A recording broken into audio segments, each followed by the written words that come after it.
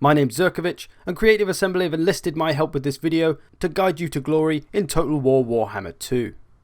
In the Eye of the Vortex campaign, there are two ways to obtain victory. Either complete all of the rituals shown in the top bar and win the final battle, or destroy certain factions and maintain control of 50 provinces. If you opt to go after the Great Vortex, you'll have to complete a series of rituals in order to gain control of it, whilst at the same time stopping enemy factions from doing the same thing. If you instead want to dominate the New World, there's plenty of settlements that the Lizardmen can inhabit. However, there are places that are uninhabitable climates. The mountains of Naggarond are no place for Lizardmen after all. They're far more at home in the jungles of Lustria. You can choose to take these places if you wish, but there are significant penalties. So how do the Lizardmen work towards completing their rituals? Well, they need to acquire ancient plaques.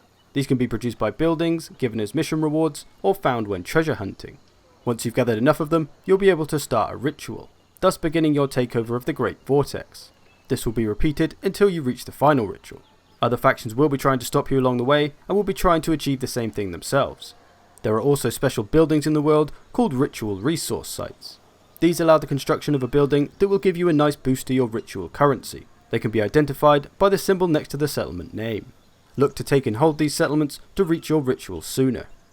If any faction tries to begin a ritual of their own, you may want to try and stop them. This can be done with interventions. You'll have the option to send an intervention, a determined intervention, or a desperate intervention, each increasing in cost and strength. This will spawn you an AI controlled army in their territory who will attempt to seize control of one of the settlements involved in the ritual. If they succeed, the ritual will be restarted.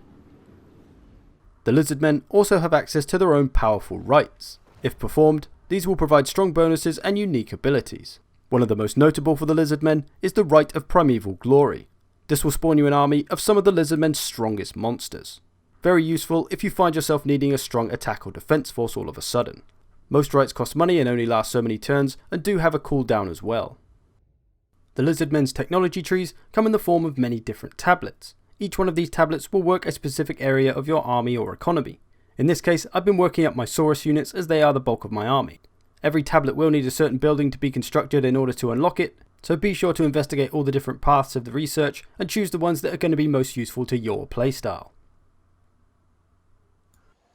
A unique aspect of the Lizardmen campaign is their geomantic web. This is the interconnection of all the Lizardmen settlements in their empire, and any in the surrounding areas. The strength of the web is determined by the average levels of the settlements involved.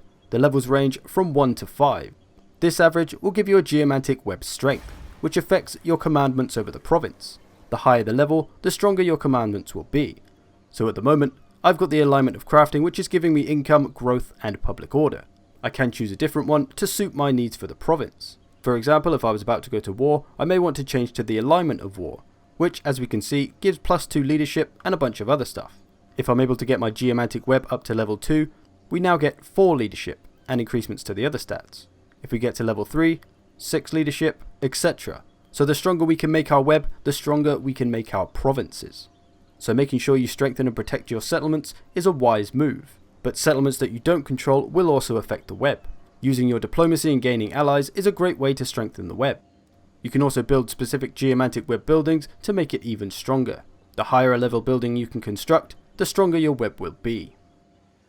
Another unique perk of the Lizardmen is their blessed spawning.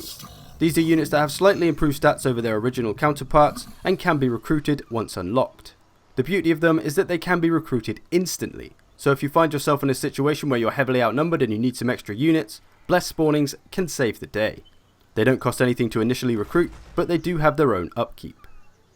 The Lizardmen also have access to the special Astromancy stance, which gives many bonuses. It can allow the vanguard deployment of certain units in battle, increase the chance of intercepting enemy armies moving through hidden paths, increase their ambush defense, and most notably, increase their campaign line of sight. For example, you can see the blacked out areas ahead. When I move on to the next turn, all is revealed. Incredibly useful for planning your expansion and seeing any threats ahead. To build a strong Lizardmen army, certain buildings will of course be required. The spawn pools of the lower castes are a good place to start for cheap skink infantry, including their powerful skirmishers, and ultimately the deadly Kroxigors. As soon as possible though, the sacred spawning caverns are a must. This will give you access to the powerful Saurus units. These are a mainstay of the Lizardmen army. Your main frontline and anti-large units will be born here. The true strength of the Lizardmen army though resides in their Beast Lair, which gives you access to most of the Lizardmen's most terrifying monsters. Try to expand wisely and construct these buildings when you can afford them. There's no point building the Beast Lair if you can't even afford the upkeep of the monsters.